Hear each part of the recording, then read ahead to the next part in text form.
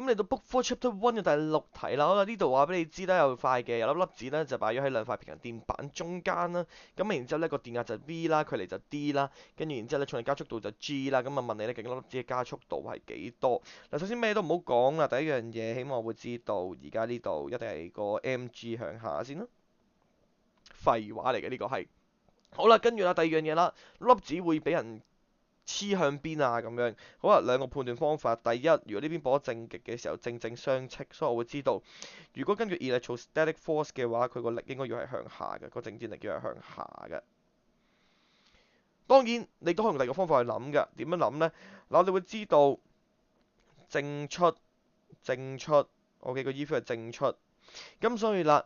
正嘅 charge 喺 E field 入邊就會順 feel 而行，所以如果你個 charge 係向你個 feel 係向下嘅話，自然地你個 charge 個力咧都係向下嘅。咁我哋兩個方法咧都判斷到個 Fe 咧都係向下，咁所以我哋會知道啦。今次咧個加速度咧應該係將兩樣嘢咧就係加埋佢，我哋將兩樣嘢去加埋佢。好啦，首先我哋判斷咗個力先啦。好啦，首先第一個係個 weight 就係個 mg，第二個就係個 Fe 啦。好啦，個 Fe 點搞咧？Fe 都要 QE 啊嘛。個 electrostatic force 就係個 Q 乘翻個 E 個 E field。好啦，咁呢嚿嘢 Q 係幾多？OK， 正 Q 嚟嘅，咁都係記住啦，正負我哋不代入嘅。咁個 E field 係幾大啊？OK，平行電板之間嘅 E field 點揾啊？我哋嗰時講過啦，喺呢課入邊好簡單嘅啫。Point charge 嘅 E field 一定係 Q over 4 pi epsilon naught r square， 平行電板一定係 V over D，因為係冇得走嘅。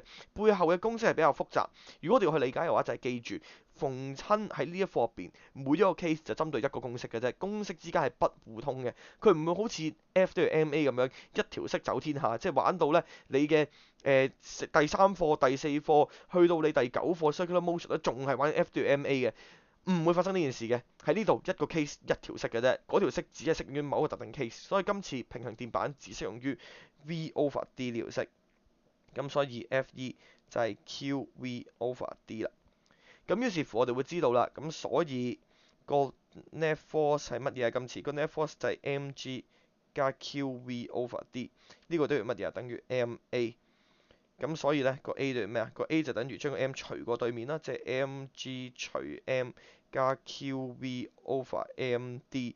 咁個 m 就約得約，咁於是乎 a 就會等於 g 加 QV over MD，咁所以兩個要加埋，首先咧就 CD 一定錯，跟住然之後要 QV over MD，答案咧就係 A 啦。咁呢條咧都係輕鬆處決。